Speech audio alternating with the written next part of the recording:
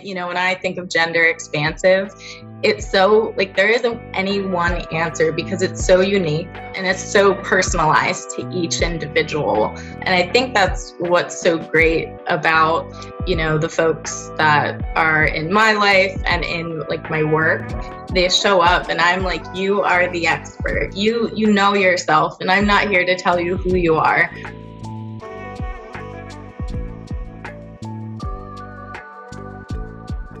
All right, everybody, we are back for episode 2 of Heal Your Roots podcast. And we have Kira Yakupov, who is the lead therapist and founder of Heal Your Roots Wellness. And we also have, as part of the practice, Maureen McCarthy, licensed social worker. We're so excited for you to join Kira and myself to chat with you about this. The whole premise of Heal Your Roots podcast, especially for these first few episodes, is to really give the public a chance to get to know all of you, all of the therapists with the practice, and get to know your interests and your passions and hear a little bit more about you on the personal side, which doesn't always happen. So I love that Kira has decided to really bring you all on board and share your voices. Each of you has such a specific topic and specialty that you focus on. So if anyone listened to episode 1, and if you haven't, definitely do so, because we talked with Kira and Aran, who is the director of marketing and growth for Heal Your Roots Wellness. But the fact that you're able to share your services among different areas and practices and work with people that you love and resonate with is totally all a part of the value of being a part of Heal Your Roots Wellness too, is that they want to really support their therapists. And that's something that we're going to get into as well. So I love hearing about that. And Maureen, you also are, so not only are you licensed social worker, therapist, you're certified therapist of Affirmative Therapy for transgender communities from Widener University. Please explain what that means to everybody. Sure. It was a really great certificate that was partially kind of like online based, but also involved a couple days going to Widener for like 2 days of extensive training with the Department of like Human Sexuality, which was amazing because there is just really amazing humans and professors there with some great experience and expertise to share. Of course, COVID kind of intervened with that certificate at the time, but we were still able to connect online. So really, we just got a really in-depth perspective of working with gender-expansive folks. So kind of an umbrella term for trans, non-binary people in the community, and what affirmative therapy really looks like. So definitely a deep dive of things, and it was an amazing experience. It helped form my perspective so I could be a more affirming therapist. There are so many terms in there, and that's one of the things that I want to get into. There are so many terms that I feel we can touch on, because the language itself, I know, is something that I can assume for all of us, we really want people to be aware of. And I have friends in the trans and LGBTQ plus community who also want everybody to, become familiar with this. Now, Kira, definitely jump in, because of the fact that you, through the practice, you're able to bring in specialists in these types of focuses, right? And affirmative therapy too. I can't wait to hear more about that, but tell us, like, why did you want to go for that? Sure, great question. So when I was in graduate school for marriage and family therapy, I really wanted to work with couples. And we didn't have a lot of classes on sexuality. And so after I graduated, I went to a postgraduate program, Council for Relationships in Philadelphia, for systemic sex therapy. And through that process, I was just really blown away with the knowledge that we covered. I think that every person should have this experience, these classes taught to them. And it was really going into sex, sexuality, gender, and how our culture, our families, society, all these different aspects of our lives as people is dissected and integrated into how we view and experience sex and sexuality and our own gender. And so I thought it would be really important to incorporate that in the practice. And, we can't know all the things, and I can only know and specialize certain parts of certain things, right? So I wanted to make sure that we brought on therapists that had specialized training and focuses on certain things so that we can help a wide range of people. And so when I met Maureen during the interview, I just was really blown away with her expertise and knowledge, but really her passion behind wanting to work with the trans community and just folks in the LGBTQIA plus community. And I thought that she just had a lot of expertise to bring to the table. And so I thought that she'd be a really great fit for the practice. That's amazing, because even just reading a bit more about, before going into any podcast, hearing what I know about Healing Your Roots as well as therapy, and then reading about Maureen, all together, it sounds like you're both really pushing to be able to help people to express their true self. And so, even Maureen mentioned a bit about like she's into like hair and getting creative with makeup and things like that, as well as rescuing dogs, which we'll also bring up later, because yes, I know we'll all like gush over the love of dogs.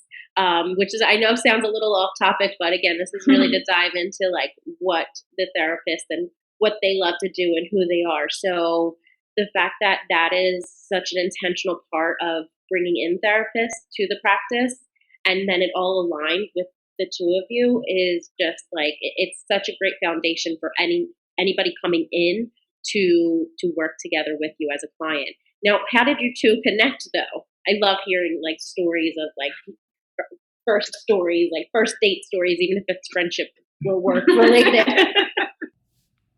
Yeah, so I created a job posting on LinkedIn, and she applied, and we had the interview. And I thought she would be a wonderful fit. She just had a lot of great energy, and she's very easy to talk to, down to earth and warm. And so I just thought it would be a really great fit moving forward from there. There's distant love coming from Harrisburg, PA, which is where I'm at, where I'm from. So I was coming from like nonprofit community mental health realm of like 7 years, I think. Again, that was a local like LGBT healthcare kind of like wraparound services type of place. And so I really laid down the foundation of my skills there, and just was able to continue, to go to grad school while I was there, and then also do the certificate. And then when I was browsing LinkedIn and found Kira, I was like, this sounds like a fit to me. And I was at, kind of the crossroads of like just looking for change and just seeing what else was out there. And it just kind of all aligned for us, I think. And it seems like it was a really great decision to get on LinkedIn. Isn't it great when just like you're at a crossroads and you're like, I need a change, and bam, you're like, here's the support that I need. Here are my people, So I feel like that also really aligns with your specific work within sexuality and gender. Now, you mentioned about the nonprofit, but I definitely want you to tell the listeners, like, where did this passion come from? Where did this support for that community and that love for it come from? When I was in undergrad for social work, I had a gender issues course, is what it was called. And it really just kind of like mimicking what, like Kira was saying about couples and like sexuality, it just really opened my eyes, and I was so drawn to it. Like it was just like a magnet, and I just wanted to know more and all the things. And then I wanted to be like the sexpert of the area and things like that. And I just never stopped. I just went with it and followed that passion that was there and still is deeply there. Wow. I kind of want to coin you the sexpert now. Can we do that? Is anyone else? Don't you love that? The sexpert of Heal Your Roots Wellness. So that's amazing. It's a beautiful seems like such a natural path that came for you, which is so great. What you mentioned affirmative therapy, and I really just want we kind of discussed a little bit everybody before hopping on, and Maureen mentioned a really good note of like this can go so deep. You can go so deep into talking about sexuality and gender, and we kind of want to stick to like the basics, the 101 of just helping everybody to bring that awareness to the community, and so that they feel as open and expressive as they possibly can. It's hard enough just to go to therapy sometimes to confront anything that you're feeling, right? But then to also have a stigma behind what you're feeling or not feel as included in the world, in the public eye with these feelings that you're having. I mean, that's really courageous for people to do. So let's give everybody, whether you're listening and friends or family who are experiencing sexuality and gender like conflicts for themselves right now, or if you yourself are experiencing that, let's give them an overview of everything. So like from both of you, I'll have Maureen start first, but I want to hear like your perspective on the idea of that affirmative therapy. You mentioned that, I can guess what it is, but I really want to know more about that. A couple things come up for me when you say that, because we were kind of taught when I was doing that certificate for this affirmative therapy, because it's easy to put affirmative in your bio, right? Like as a therapist, but like what is the action behind it? What is the language behind it? And what is the understanding of yourself and where you come from that influences that? So we really talked a lot about social location, which and what informs like our social location will be race, class, gender, religion, and it can be just like all these things that we came face to face with in this program. So they're like, check your privilege and like let's acknowledge this. What is it? And because we do, like, they do inform our bias of how we interact with the world, we approach people, and even as therapists.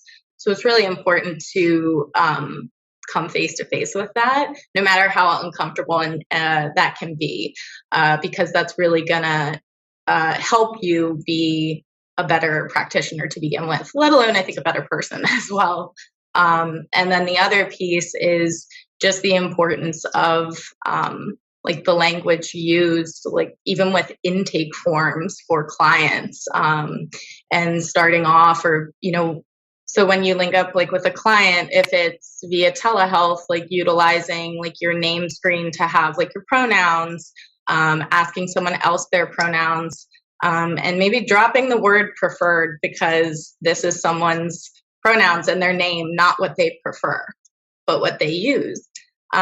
So those are some key pieces that come up for me. But I also do want to like add a note that I'm a cisgender practitioner that is working with gender expansive folks. So I have a lived experience that is different with these privileges and biases.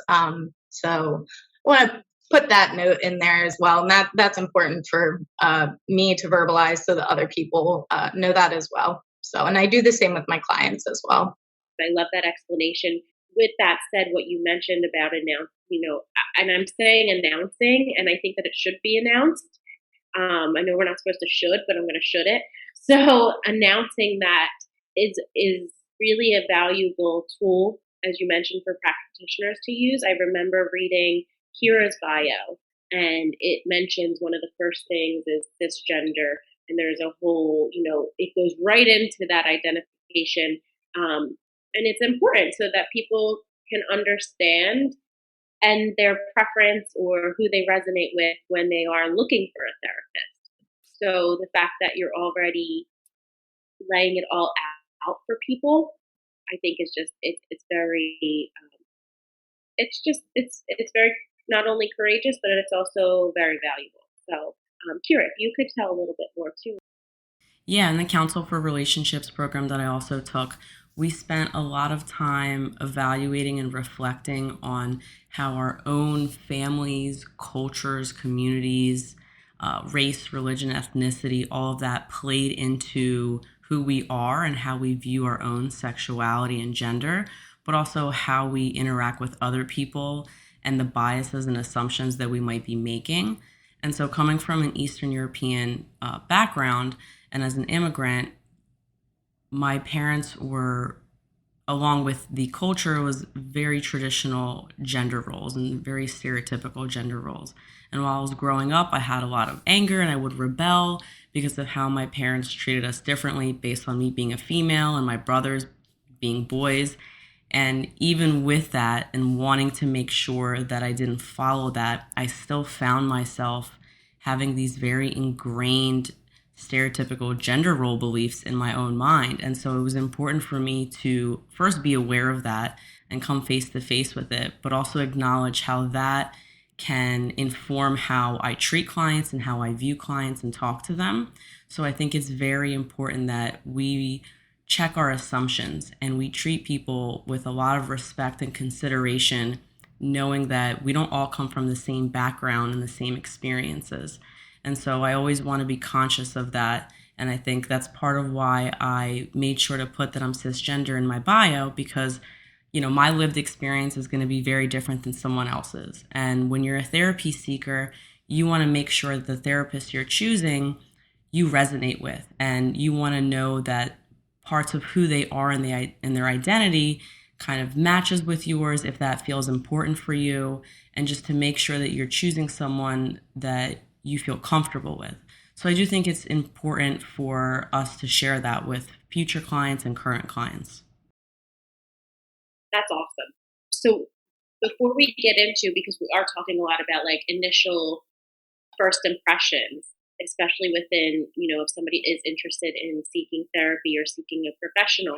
So I want to dive into that. Before we get into that, though, I want to touch on one more term that you said that I feel it's just so important for people to understand this language that happens there. So when talking about like gender expansive or gender diverse, there's a lot of terms out there, and the youth create so many too, and it's always developing. Well, I'll never know all of the terms, no matter how much. The youth teach us a lot about identity and stuff, and it's so wonderful and fantastic.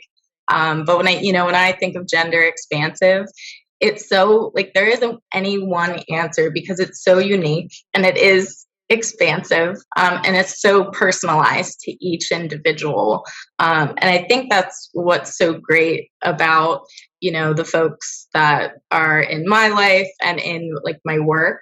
They show up and I'm like, you are the expert regardless of the client. Like you know yourself, and I'm not here to tell you who you are.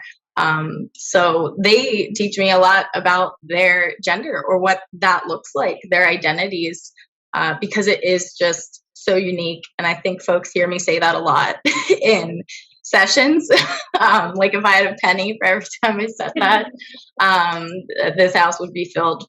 But and I say that repeatedly because it's true, and I want them to know that they're in control of this journey and what it looks like what they want it to look like.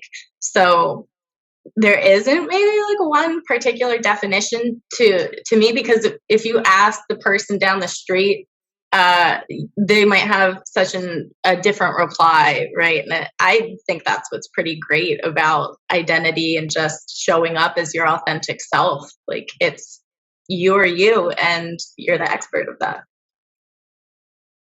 Now, I know that I try to teach myself and learn on my own.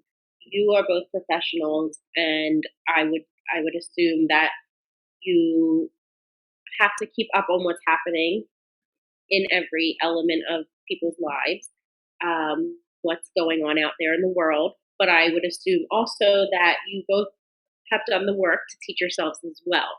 So if somebody is curious and listening to us right now, what can we teach them? Like, I know I have researched like the difference between gender and sexuality. I have researched pronouns. I have researched and then tried to share with people who have not researched, and I'd oftentimes gotten in fights with them, arguments with them about how it just comes down to exactly what you said, Maureen. Like, it comes down to the person knowing who they are and just wanting to be able to freely express that without being, without being judged, without losing equal rights, humane rights.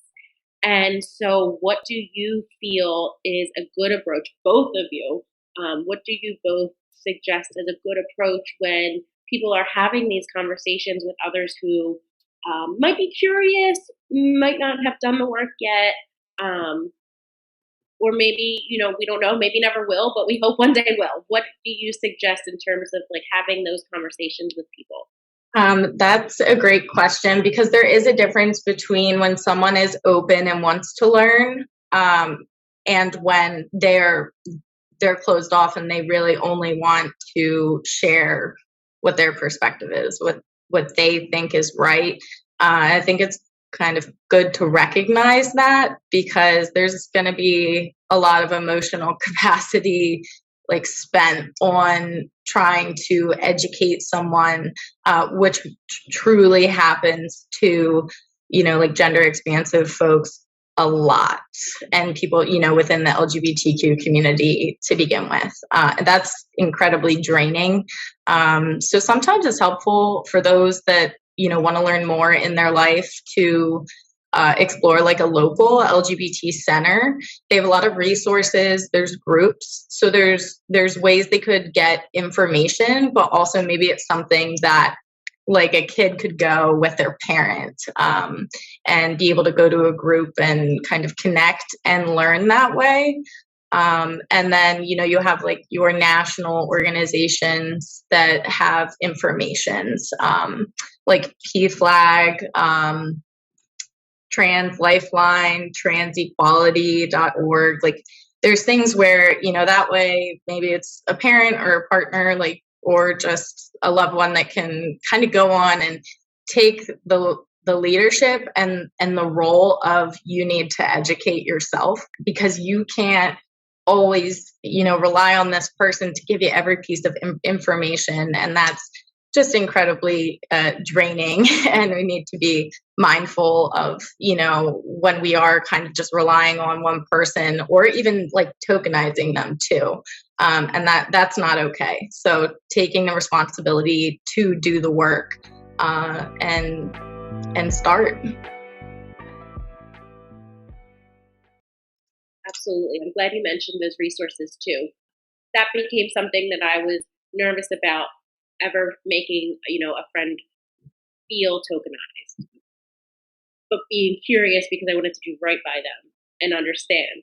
So I'm glad you mentioned about those resources, because we really do have everything at our fingertips. So those are very credible resources that we can all just go Google real quick, so that we're not just making people feel, as if they are singled out and have to basically explain who they are constantly every second of their lives, which I'm assuming they may feel. So, Kira, do you have anything to add to that, like when having these conversations? Yeah, I think Maureen provided a lot of great resources for people to check out to learn more on their own. And I definitely agree. I mean, there's different kinds of conversations to be had, and being able to differentiate where someone's coming from and their intention behind wanting to have these conversations with certain folks is going to be really important. And so if it is they are looking to only share their perspective or to bait or to prove a point, that is going to be draining, and that's not always going to be a productive conversation, especially if it's their theories or perspectives versus your internalized identity and experience. It's going to be difficult to continue that conversation. However, if these are conversations with people in your life and you care about, then I think it's important to recognize, if you're the person wanting to learn more, do you just want to learn more in general about gender and identity? Because if that is the case, then, tapping into those resources, going online and finding that information on your own, like Maureen shared. If you want to learn more about this specific person in your life, then I think coming from a place of curiosity and respect and making sure that you're not over asking or stepping boundaries, right? Making sure that you ask them, I want to be supportive. I want to be in your life and respectful of, who you are and what you're going through. And I don't necessarily understand all of it. Is it okay if you share some of your experiences with me, or you share what it's like for you or what this means for you? And making sure that you're using effective listening skills. And if they don't want to share, respecting those boundaries too. So it's like any other conversation relationship, in that being respectful, using effective communication, and not overstepping people's boundaries about very personal things that they may be going through or experiencing. I love that. And that's a huge part of the communication of it. You're working with people constantly, whether they're coming in for their sexuality or gender, I think, anything like that, what they're feeling, transition, self-esteem, communication, I feel like is at the core of all of that. So with that said, I want to actually ask here, when somebody's starting, what are some of the common themes that you see as to why they want to start? Like, if somebody calls for when somebody's ready to take that step, get the professional help, what are normal reasons why? And I ask this because if anyone's listening and it resonates for them, that they might think to themselves, if they were hesitant to seek any professional help, okay, yeah, you know what, that sounds a lot like what I'm going through. So maybe it's time for me to take that next step for myself. Yeah, so we try to make the consultation process as streamlined as possible, because it can be scary and difficult to reach out to a therapist.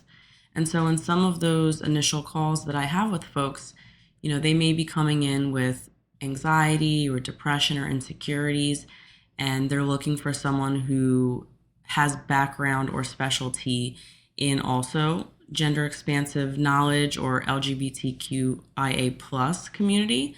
And so sometimes it's just understanding their identity along with the other mental health issues or struggles they may be having. But also sometimes it can be, they're trying to process this, whether it's for the first time or throughout their life, and they might be, letting other people in about this information about themselves with their loved ones or their friends, family, coworkers, whoever it is.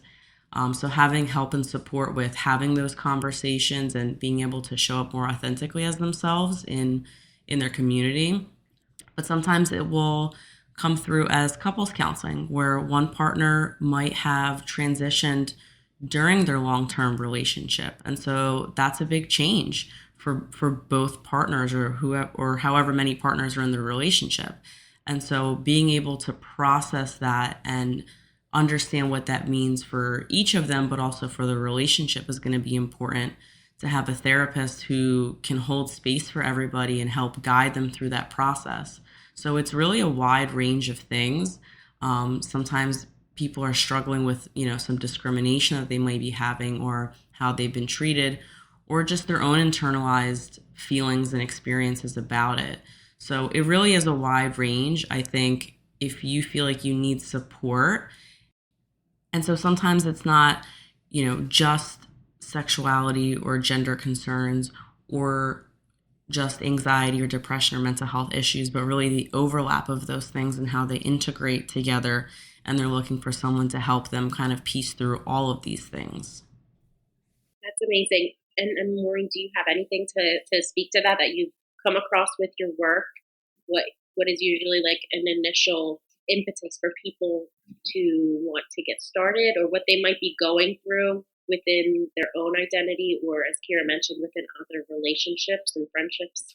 I have a couple different experiences, because I came from the background of, I did a lot of referrals in the past. So meaning someone who might be seeking hormone replacement therapy needs to meet with a mental health professional for an evaluation, and which is very stigmatizing. So talking about the systems, like boxes and hoops people need to jump through, and have these very vulnerable and intimate conversations about like their body and how they feel and what is coming up for them. But I sit down with them typically for just like one session and kind of go through just different questions and explore, what's been going on. So people show up for like the referral end of things. So whether it be hormone replacement therapy or surgery. So we've done a lot of that, which is very like, okay, we know like what we're here for and what we need to do, and pretty straightforward for the most part. And then some folks there's something about having a space, like Kira said, to be able to explore because things feel really confusing, really overwhelming, or there's only so much space up there for these thoughts that it's so much helpful to verbalize them, but especially with someone who is experienced, competent. And, I always say that in those sessions, like, I'm not here to tell you who you are. Like, you already know that. Let's just explore what's coming up. So really it's a space for exploring how gender and sexuality or these things are impacting their life, their relationships, and me just kind of being a support along the way. There's just something that I think is therapeutic for someone being able to just show up as their authentic self. And I think we all should be able to do that in life, but I don't think we all get that.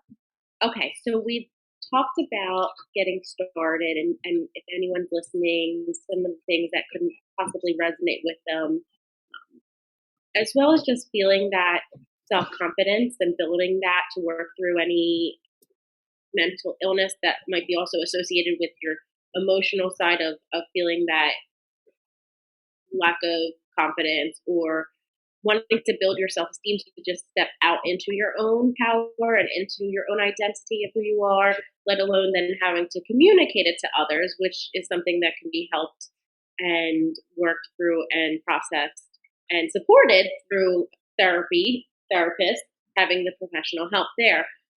What else goes from there? Like, I just want to hear like inspiring stories about, like, tell me some breakthroughs that you both have experienced is going to make me cry, because I just wanted to hear because I know the power that you both can offer to somebody who is seeking help with you and the support that you can give them. So now any inspiring stories that we can share to know that there's hope, right? To know that there's hope out there, that for anyone listening, going through trying to process these things, feeling like they have to hide who they are, knowing that on the other side of it, great things will happen.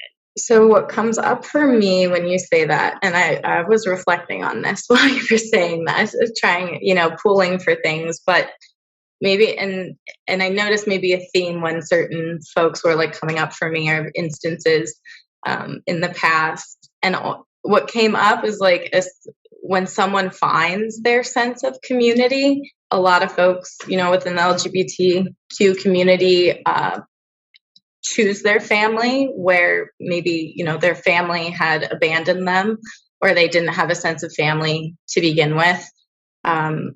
So when there's something about when someone finds like that comfy, cozy feeling of home in a group of people that, they choose. And I mean, for some folks that's online or, in person. But I think once they find others that are experiencing similar things, have been through things and came out on top, or came out with that sense of hope, that you were talking about, it's like, okay, I'm not alone. And you have this group of people behind you that really makes you feel like you can take on these things, because you've seen that other people made it through.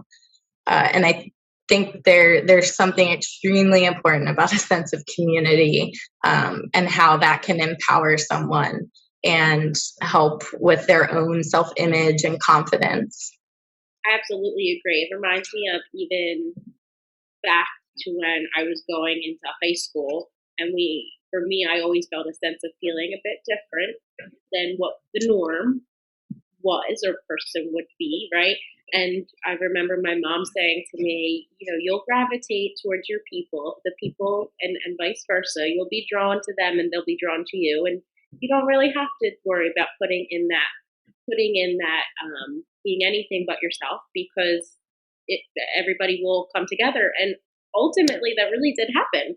And so I try to think about that. And when you mention about community, I always try to encourage that mindset to people, that you just show up as yourself and the people are drawn to you. Something, the energy, an interest that was shared or something will come up, and then you're able to really go deeper and connect and feel that foundational support with people that, like you mentioned, sometimes doesn't always come from our family. And in this case, I would have to research more, but I, in my experience, feel people often, that's the hardest part, is to talk to their family about their sexuality and any transition. Yeah, I mean, I can't necessarily share any specific stories to protect, my client's confidentiality, but I agree with Maureen in terms of when clients find their community and their people, and I think a big part of that is overcoming shame, because I think in sexuality and gender identity, there's a lot of shame that can be there, or that might be placed on us from society or our families, these ingrained messages about who we're supposed to be.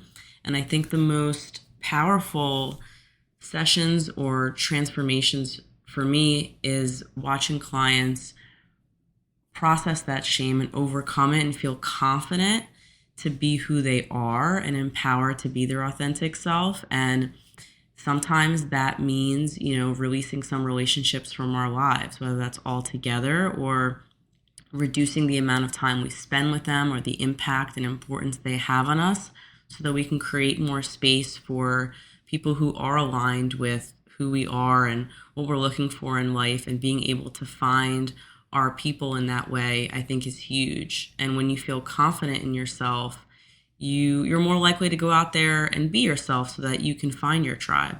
So I think watching clients overcome shame around that and being able to embrace who they are is really the most rewarding parts of the therapy process for me as a therapist. I love that also, with the theme of community and finding that tribe and that support system and your people and whatever we want to coin it as, right? I think back to the idea that Maureen mentioned about the youth and younger generations. I feel very safe with the younger generation that is coming up, by the way, just to put that out there. Like, I just feel very confident that they will be directing us in a very expressive, open-minded, loving, kind-hearted, humane way. So I'll put that out there. But you mentioned earlier, Maureen, about the youth and how they help to educate us. And so I feel as though we're going to have even more welcoming communities as we become, as a society, we all become, it becomes normalized. The idea of not just being female, male, not just having partners, monogamous partners, right? That's where I really want to talk about polyamory and stepping away. I know you both do a lot with relationships, but stepping away from the norm, husband-wife situation, just, having internal conflicts with each other, arguments, emotional situations going on, and then take it a step further to the fact that relationships look different. They're not always monogamous. And what is polyamory? What is that whole world? And noting that there also is a community for people who choose to live in that direction. Yeah. So polyamory, one of the variations of non-monogamy. So when we think of non-monogamy as kind of like an umbrella term, again, kind of like how I was saying with gender diverse or gender expansive. So polyamory is when there's more than two people involved in a relationship. And that looks very different to whoever's in the relationship, right? They're in charge of kind of what that looks like and what they want it to look like. So polyamory being one of the terms kind of under non-monogamy, but also think of open relationships, swinging. There's a lot of other terms out there as well, but those are probably some of the most common we hear, along with consensual or ethical non-monogamy. So all different variations of the term non-monogamy, if that answers your question. It completely does. It completely does. And I'm glad that there are terms for all these things, because again, I think that helps people to find their people, right? Knowing that they can identify towards that. And that takes us back to the whole idea of being open to how you identify yourself and how you want to give love and how you want to feel love ultimately. So with that said, I think that what you gave us was a great explanation of how many options there are, and there is no one way for everybody, figuring out how you want to live life to the fullest, right? Where do self-care methods come into play to make sure that your clients that you are seeing about working through transition within sexuality, within gender, what type of self-care, like what does that look like for them? Yeah, so self-care can encompass a lot of things, right? It's not just bubble baths or, doing something that feels good. It is making sure you're taking care of your whole being, which includes a lot of different aspects of our life, right? So it's kind of like a circle. We have our mental, emotional, physical, spiritual, sexual, financial, right? Like all of these things that we are constantly trying to juggle, which is, why adulting is hard. And I think that working through our senses to make sure we're taking care of ourselves is going to be important. So there may be some days or weeks where you're primarily focusing on your mental health, or there's going to be times where you're trying to focus on, your financial and emotional health. And so when we're talking about self-care, it's going to be catered to each person, a lot how, Maureen was saying that it's unique to the individual. So I think it encompasses a lot of things. It's not just one size fits all. And so sometimes we're not always taught the proper anatomy of our bodies growing up. And so even just taking time to look at yourself in the mirror, whether it's naked or in different positions, and then being able to touch yourself in ways that feel safe and pleasurable is going to be important. And so that can also be, taking a hot shower and being really mindful of how the water's pouring on you. If you're with a partner, being able to share that moment with them and really being aware of how the sensations feel when you're touching each other or what you're drawn to more. And so I think it's going to be really intentional about being present in your body and, the meaning you have behind it and what comes up for you. And so it's going to be unique like everything else and cater to yourself, but just making sure that you are giving yourself that space and time to explore and process. And so that also can mean going for walks or journaling or doing other things that you are reflecting on. And so that's why it depends on which aspect of your whole being are you focusing on when you're thinking about self-care. Specifically, if we're looking at self-care for, exploring and processing your sexuality or gender identity, I would say the mind-body connection is going to be super important, and also knowing your body.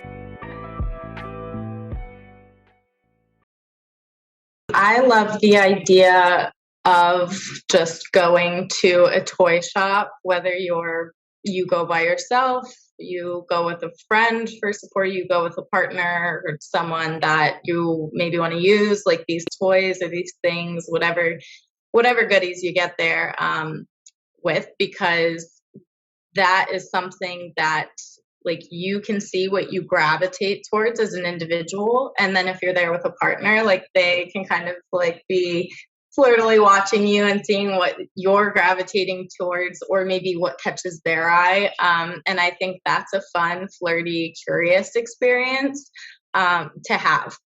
Whether you're solo, partnered, there's a crew of you, whatever that looks like, because you do get to see just these different things and touch them and like get your senses engaged in that way. And then, decide if there's a certain avenue that you're really drawn towards and you want to explore more.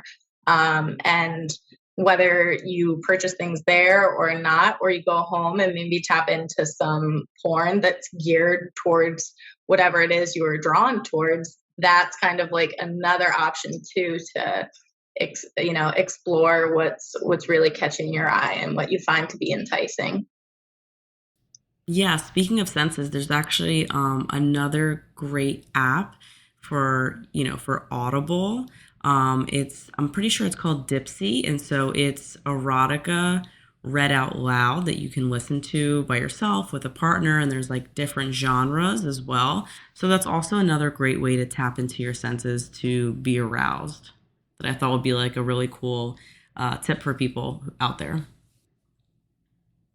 Okay, so now with that said, what do most people feel? I mean, the word shame comes up for me of what people might feel who haven't always been encouraged to do this, or who maybe have, again, that shame built around like being sexual or seeing yourself as a sexual being or taking part in sexual encounters, right? Where what benefit of exploring these things can we all find? I immediately think of like empowerment. That comes to mind first, because I think there is something empowering when you feel like ready to take charge of your pleasure and like your sex, and you identify what that looks like to you, like that desire, the pleasure, and the things that you like. Because kind of how Kira was saying, with there's a many different things that inform the way we look at things, like growing up, our families, or culture, religion, and things like that. That when we learn that it's okay to like step out of that box, like there's a whole other world out there. And I think when that's discovered by folks, it is very empowering.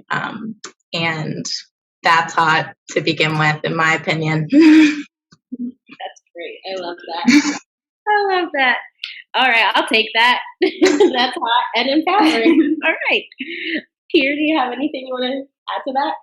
So I see a lot of things from a cultural lens because of my specific background and how I was raised. And so what comes to mind for me is feeling deserving and entitled to pleasure. And so that can be modeled or not modeled while you're growing up, even outside of sex and sexuality.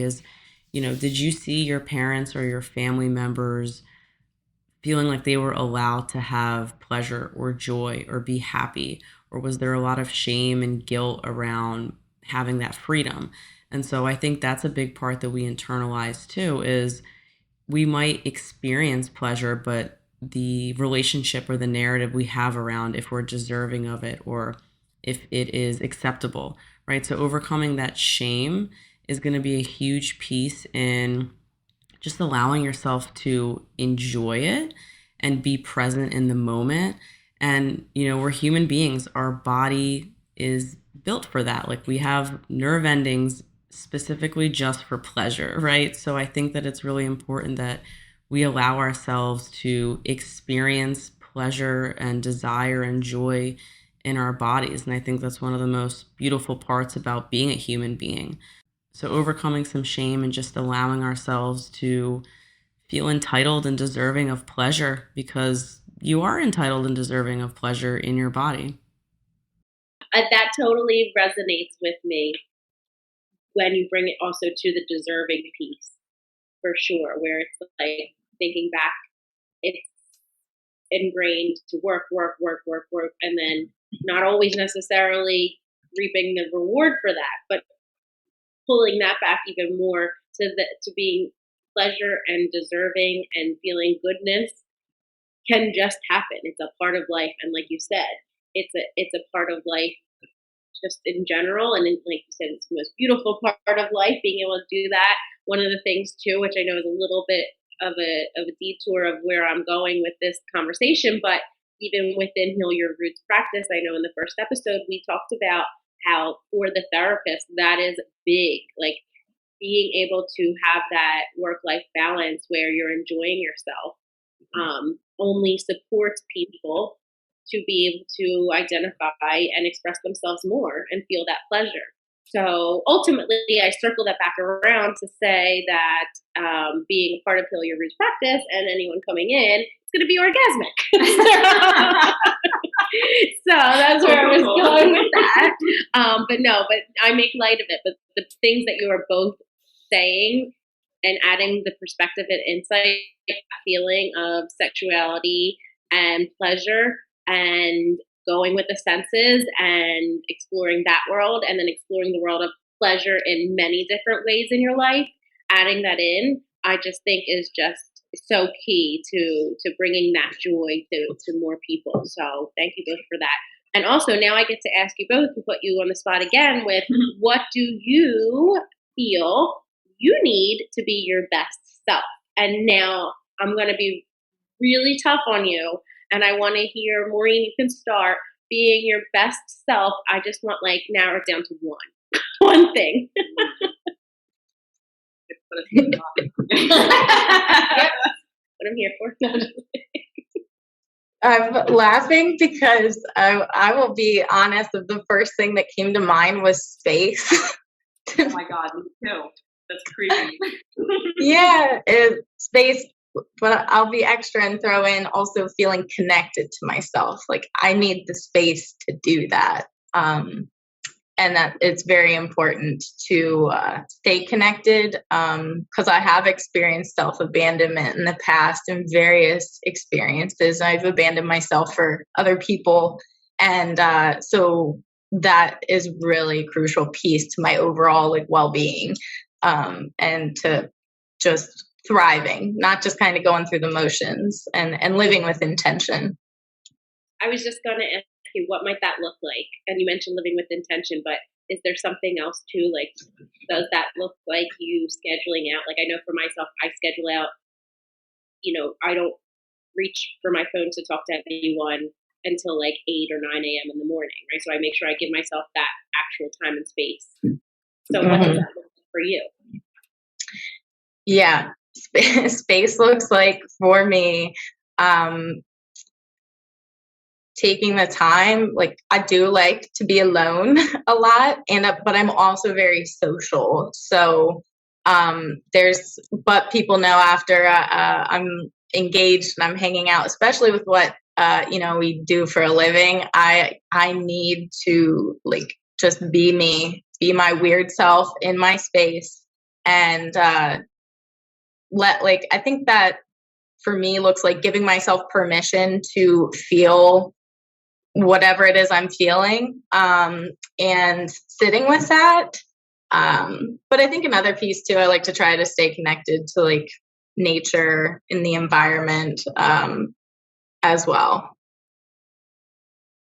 And a little bit, I have to acknowledge definitely boundary setting. So that is actually a huge piece that even for me as a therapist is very hard to do.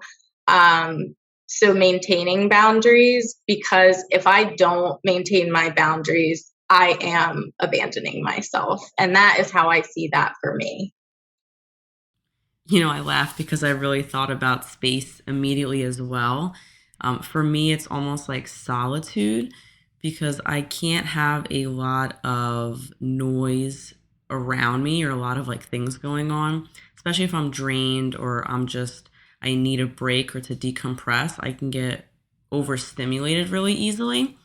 So I would say being alone with almost silence. I could lay in a room in silence and just relax and breathe, or be outside and just feel the sunshine for a while. And like that really refuels me. And being able to have my dog there is great. But really just being alone and not having to talk or hear any sounds or anything like crazy going on around me is really huge for me to just like be my best self after that. And the boundaries piece is so key because when we're trying to do that, and if people are calling us or trying to pop in to talk to us, like that's definitely going to disrupt that. And I think a big part of boundaries is it's for us, but it's also for the other people that we're setting them with, because it's saying like, hey, I love you and I don't want to present like this towards you if I'm not being my best. So in order for both of us to be happy in this relationship and for you to get the best version of me, I need to have this. Like I need to have this boundary. I need to have this alone time, especially for therapists, right? Because that's we take on a lot for other people, so we have to prioritize ourselves too. Now, both of you, though, with the dogs, I promise we bring this up. Are the dogs allowed in your solitude? In your space? Yes, always. And Maureen, tell us too, because you said you like to get a little, like, I want you to like get weird for a second, but I guess it's not so weird, but tell us more about like how your love for, we've talked about your passion and your specialty, talking with people about gender expansive types of situations, but now talk about, for you find a lot of joy with rescuing dogs. Yes, I'm a new foster mom, newer. I've always I connected with like bully breeds and just rescues, and the dogs that are often overlooked. I connected with them at a fairly young age, and like I think maybe that's something that just resonated with me because. And after I lost my soul dog in March, I was like, I gotta do something. I gotta foster right away because you are right. The dog is included in when I take my space, the dog is in the space.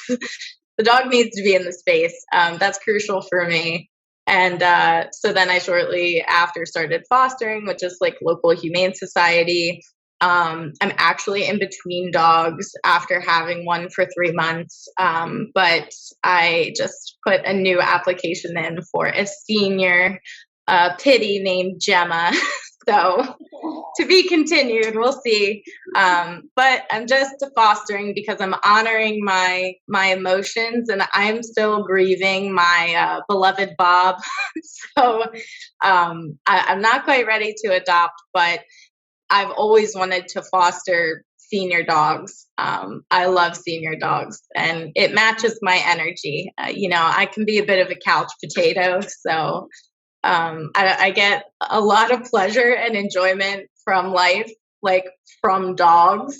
You could ask anyone that knows me, and they'll be like echoing the sentiments. Oh, that's amazing. Sorry about Bob. And at the same time, I want to congratulate you for, being inspired to then help the other dogs. And I don't know if either of you realized it, but it parallels the work that you do in terms of, you mentioned like any pup out there who's feeling overlooked, right? So it's really nice that that purpose seems to have a common thread throughout your life. So that's amazing. And we'll mention Hazel, who is Kira's dog, many, many times, and I know how much joy she brings you. So just having that emotional support too from an animal is definitely something that I feel is really beneficial for people to consider, to have that, and they're perfect for when you do need a little bit of support, but still want your space, because technically they're not invading your space. No, they make the space. They make the space. They make it. So this has been wonderful. I want to just circle back for anyone listening. There's going to be episodes every other Wednesday, and Maureen will definitely be back with us as well, because we really just scratched the surface on things, and plus we want to get to know a little bit more about her weirdness that she mentioned. And we want all of you listening to make sure that you really do understand the passion as well as the intention that is really behind the work that Heal Your Roots Wellness does and the therapists that are a part of it, and that they are there for those who really need support in whatever way it might not be sexuality and gender or transitioning, but really any type of struggle or hardship that you might find yourself going through, or if you just want to find someone to talk to because, we all have things that we need to get out. As I like to say, we all have things we got to get that shit out. So, for the listeners, based on our theme for today about affirmative therapy, about transgender communities, about, creating spaces that make you feel safe, help to reduce any type of shame around this. Any last thought for LGBTQ plus community, ways to help, things like that? Give it all to us. So I know we talked about finding, your community, and I think it's also important to remember that forming friendships and connections takes time. And sometimes we might not feel comfortable in that process. I mean, we probably won't feel comfortable in the process because sometimes it can be really hard to make friends. And so I just want to remind everybody that, give yourself the grace and patience to work through that discomfort, and that it will take some time to find those people and find those spaces where you do feel comfortable and accepted, and to not give up, because sometimes it's going to take several attempts or different clubs or different, communities before you find the people that you feel you're best with. Yeah, and echoing that maybe a little bit, if you haven't found them yet, there's people out there, whether it be friends, coworkers, or, even a supportive therapist that are out there that will, help you and support you. And you'll know you found those people when, it'll make your heart sing and you'll feel like you can show up as you. So if you haven't found them yet, they are out there, and hold on to that hope.